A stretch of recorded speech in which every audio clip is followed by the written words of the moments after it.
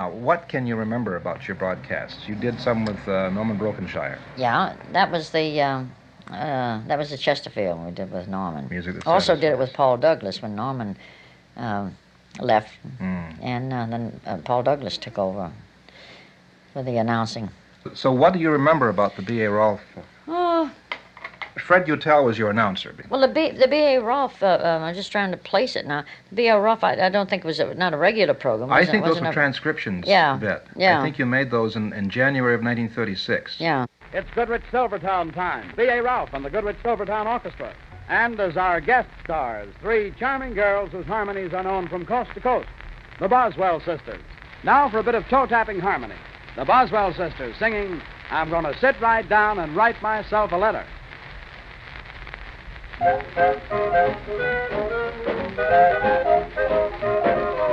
Mailman says goodbye. I just wonder why he never stopped to ring my front door bell. There's not a single line from that old love of mine. Not a word since I have heard farewell. That's the reason that I'm gonna sit right down and write myself a letter. Make believe it came from you. Oh, gonna write words so sweet. They're gonna knock me off my feet. A lot of kisses on the bottom. I'll be all so glad I got 'em. I'm gonna smile and say I hope you're feeling better. Lord, with love the way you used to do. Oh, gonna sit right down, write myself a letter. Make believe, make believe, make believe the letter came from you. The recordings that are coming out now are based upon your arrangements. Yeah, right. How do you feel about that? Well, I think it's a great tribute, and it's a flattery, you know. To copy somebody, note for note, it's flattery, but I think at the same time, I would like to see that we had credit for the arrangements and starting that particular style that we had. If it's good enough to bring back 40-some-odd years later, it was, you know, it had something to it. And I think we should have the credit for it. Mm-hmm. How many of your own records do you have? Oh, gee, I don't know. I don't have all of them again. No, well, I don't have all of them. And a lot of them are hard to get now. I have so many people that have written to me and have, written in the past to Connie and to me. But especially now that Connie's gone, they found out, I think through Lemparski's book, that I'm still alive. Whatever became of. That I'm still alive. Around. Yeah, whatever became of, I'm still here. And they've been sending me things they're talking about. And they go to old record stores, they go to libraries, they go to newspapers, and they've got. There was a friend, is a friend now, David McCain, that came up here from New Orleans. He's from New Orleans, and he had written to us some time ago before Connie died. But then after she died, he wrote an article for the what's that, JS magazine? It's a JS Club. And it was a very good article. So we wrote and thanked him very much for it. So he happened to be up in Montreal, and he called and asked if he could come by and meet me. And I said, well, sure. So he's become a very dear friend of mine now. But he has stacks. He brought pictures and photostats. He go to newspapers and whatnot. And they really make a research of it. We asked Vette Boswell, Mrs. John Paul Jones, if she ever felt discrimination. Well, I think show people they're a different breed. Well, I was asked that question, that the three of us on the road, because it was many years ago, and before any thought of women's lib or anything like that. And I guess we were discriminated against, but we were lucky enough that the way we were raised, we never thought anything was a hardship. I mean, even with Connie, because Connie didn't walk then, and also, on top of everything else, she fell out of a window while we were playing hide-and-go-seek in a hotel in Arkansas City, and we had to carry her all the way to the coast.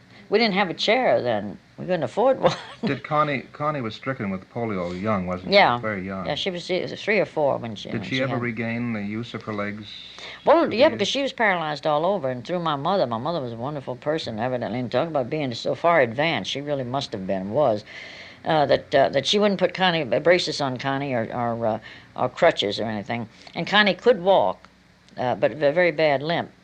And we just grew up with that, and We didn't even see any difference in Connie at all. You know that Mama raised us that way. So when we were on the road, it was really no hardship for us, and we didn't think that we were devoting a life to Connie or anything. You know, No, which a lot of that's people might have. You know, the sisters might have thought.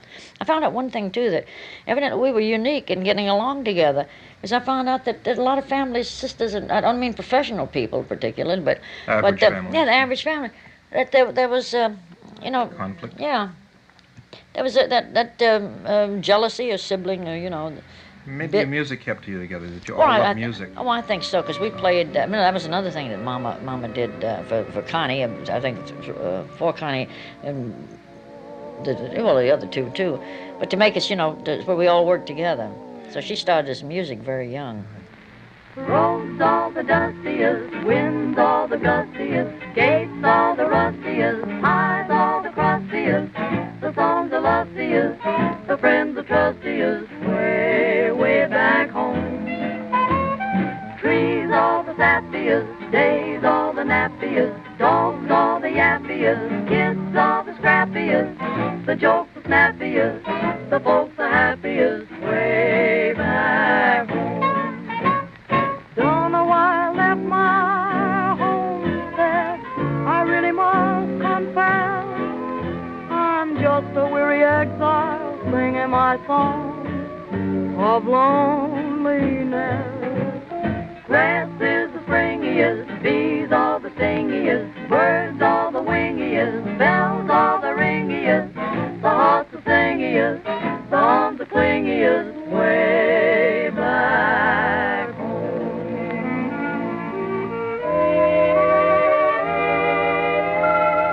Don't know why I left my homestead, I really must confess, I'm just a weary exile singing my song. I'm singing my song of loneliness. Food is the spreadiest, wine is the headiest, owls all the readiest, gals all the steadiest. The love is lively, the life is lovely. Way down upon the Swanee River, the folks are yearning for my returning, but a way back home. Well, Connie was, of course, continued as a solo artist when Yeah. you and Martha married, and but she kept the name Boswell's really going, didn't she? Oh yeah. By Sure. doing Because that. the funny thing, a lot of people now, you know, later years, somebody will say, "You remember Vet Boswell, one of the Boswell sisters?" And they say, "No." I say, "Oh, Connie Boswell." They remember Connie, see, because Connie went on a long time after we quit. Yes, well, Connie, of course, I remember her in the Kraft Music Hall programs with Bing Crosby.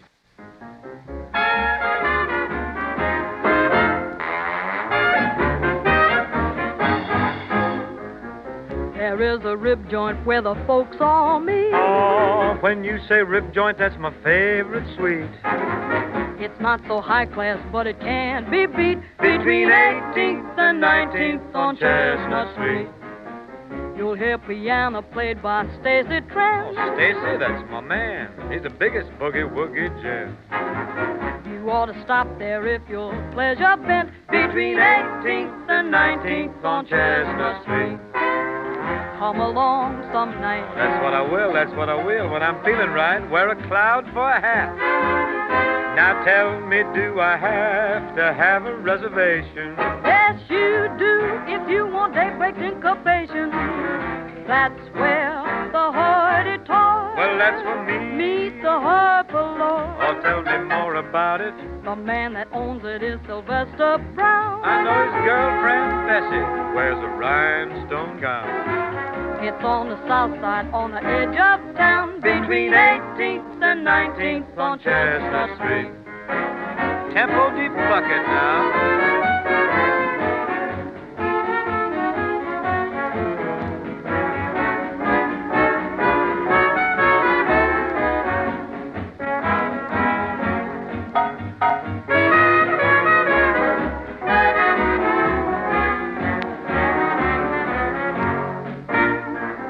There is a rib joint where the folks meet. Meet every morning for to drink and for to eat. It's not so high class, but it can't be beat. between 18th and 19th down on Chestnut Street. Ah, there's that Stacy Trent. That's that famous boogie-woogie gent, man. You ought to stop there if your pleasure bends Between 18th and 19th down on Chestnut Street. Come along some night if you're feeling right. Wear a cloud for a hat. I'll have to advise you now, you'll need a reservation to catch yourself some of that daybreak syncopation. That's where the hoity-toity meet the Harper-Lord, my favorite people. The man that owns it is Sylvester Brown. His girlfriend Bessie wears a rhinestone gown. It's on the south side, on the edge of town, between 18th and 19th on Chestnut Street. 18th. What's the phone number? 19. Don't call, you come right on over. Between 18th and 19th down on Chestnut Street. One who remembers Connie is Professor Richard Congdon of the University of New Hampshire's Keene State College. And that was when I was in the Navy, and I belonged to the New Orleans Jazz Club. And the Bunk Johnson Band was playing for the members of the New Orleans Jazz Society. And eventually the doors opened. There seemed to be a rush toward the doors on the second floor of the hotel, and the doors opened, and in came a woman in a wheelchair. And I believe she wheeled herself in and came right around the corner of the bandstand and got into a very intimate conversation with Bunk Johnson. And I said to someone, who's that person? And they said, well, that's Connie Boswell. Well, that was a thrill in itself to have seen Connie Boswell. But then we go to another stage now, and this is at Keene State College, and the piano player Alton Purnell came to Keene as part of a band, and it was Legends of Jazz, I think. And I had liked his piano style, and I did hang around his piano most of that evening that I was there. And when they came to Keene, I slid on the piano bench overside him in between numbers while he was resting, and I said, I heard you play in New Orleans. That was a time when there was a concert for the New Orleans Jazz Society, and when Connie Boswell came in and visited with Bunk Johnson while you were a member of the band. And Alton Purnell said, oh, you mean that little crippled gal that was in that chair? I remember her very well. And that was about 30 years afterward, and it was made quite an impression on me, and obviously on Alton Purnell too, because he remembered Connie Boswell as such. Now from New York we change to another Berlin mood with the sweetest singer in all the land. Hiya, Connie Boswell. Hi, Al.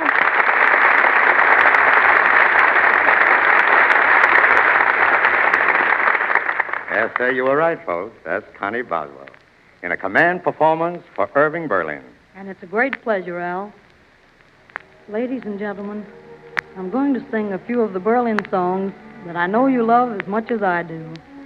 The first is the very first ballad he ever wrote. Remember? I long for sunshine and roses. I long the heaven of blue. I long the beautiful rainbow. I long the morning dew.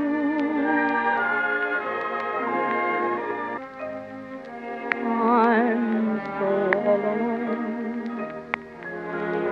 There is no one else but you. All alone by the telephone, waiting for a ring, a ting-a-ling. Remember the night you said, I love you. Remember you vowed you vowed by all the stars above you. Remember that you forget me not, but you forgot to remember. Days may not be fair always. That's when I'll be there. Always. Not for just an hour. Not for just a day. Not for just a year, but always, darling,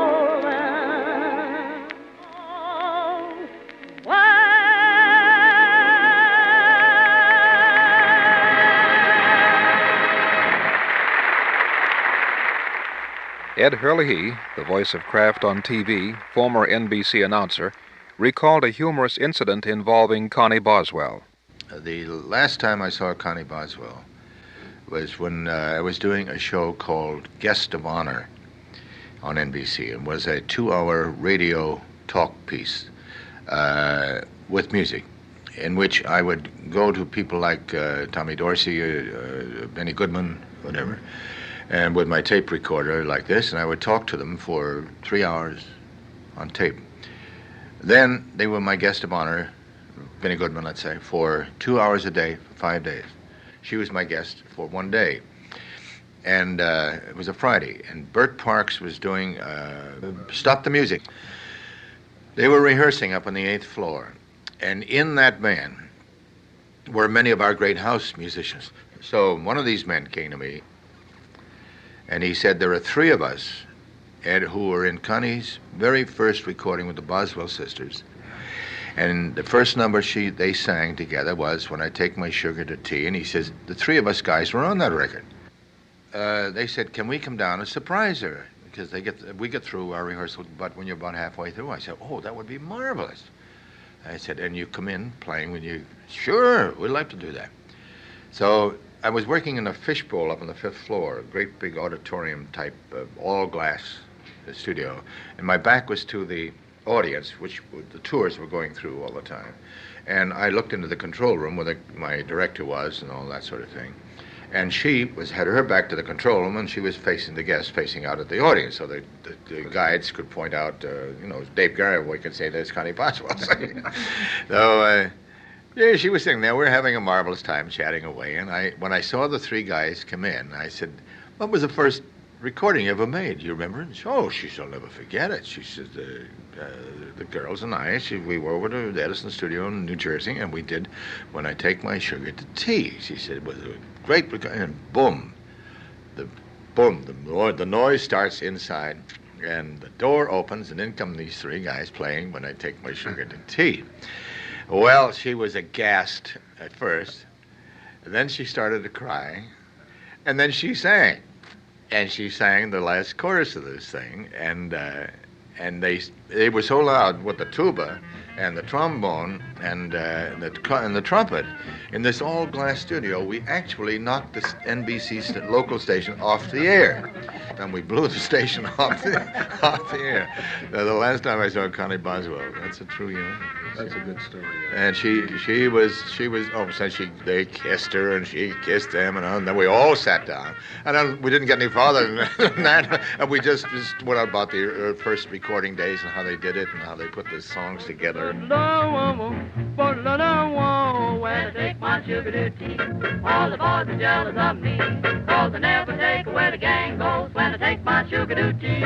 I'm a rowdy-dowdy, that's me. She's a hi-hat baby, that's she. So I never take away the gang goes when I take my sugar to tea.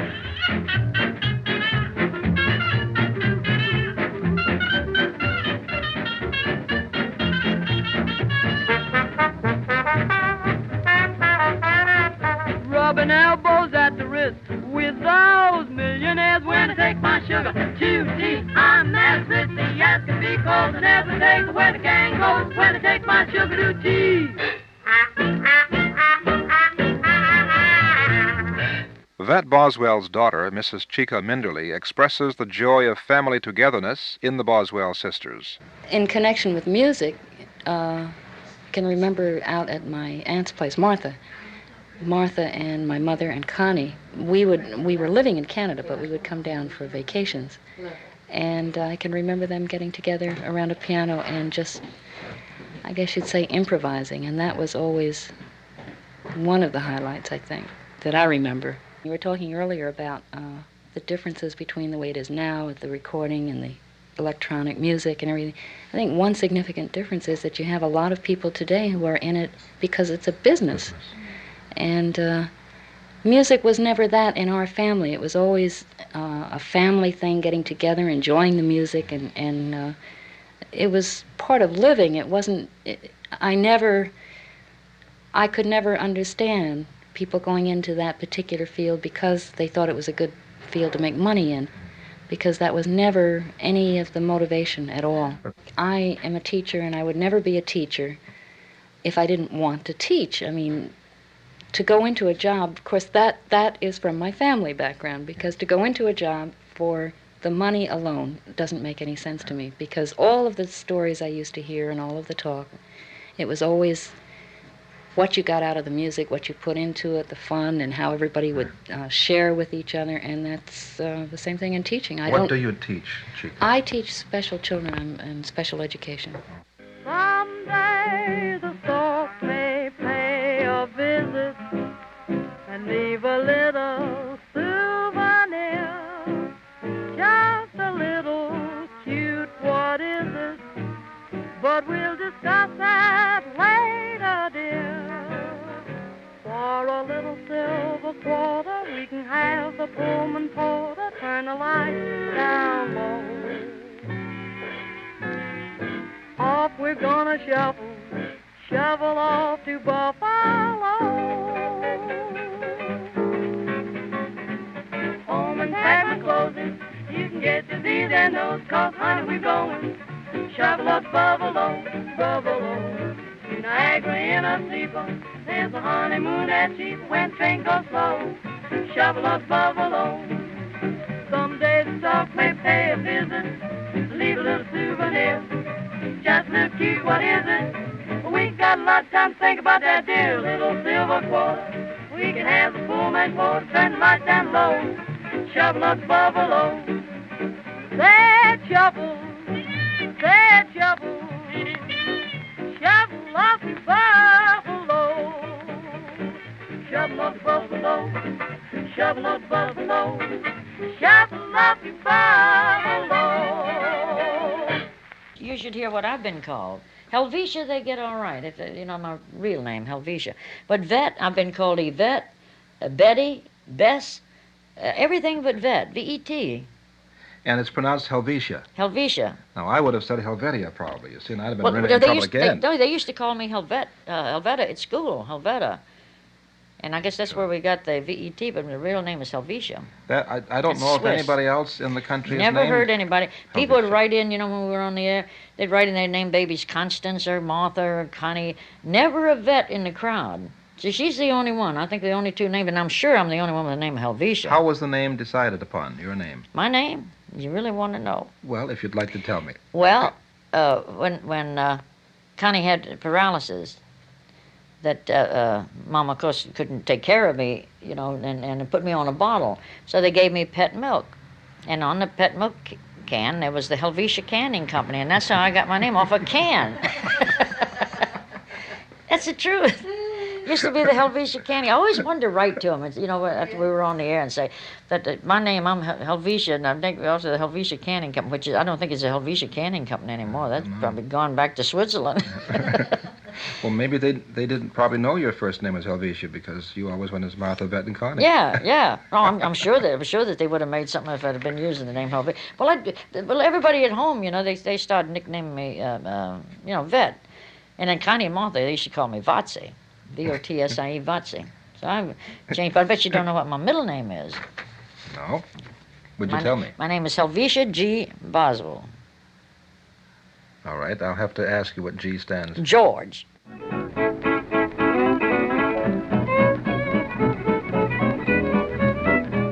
Our tribute to the Boswell Sisters is one of a series, First Ladies of Radio. Our research was done in Washington at the Broadcast Pioneers Library and in New York at the Lincoln Center Library for the Performing Arts. Our thanks to several collectors, to Phyllis Dumont for assisting in the interview, and to the National Endowment for the Arts for supporting Keene, New Hampshire State College with matching funds to pursue our studies. Our special thanks to Vet Boswell. On behalf of all who helped, and our technician, Leonard Goodnow, this is Lou Dumont. It isn't the paddle, it's not the canoe, it isn't the river or skies that are blue, it isn't the love dreams that bring joy to you, it's the girl, and it isn't the brooklet that you wander to, it isn't the mountains, the flowers or dew, it isn't the love nest that brings love to you, it's the girl, it's the girl.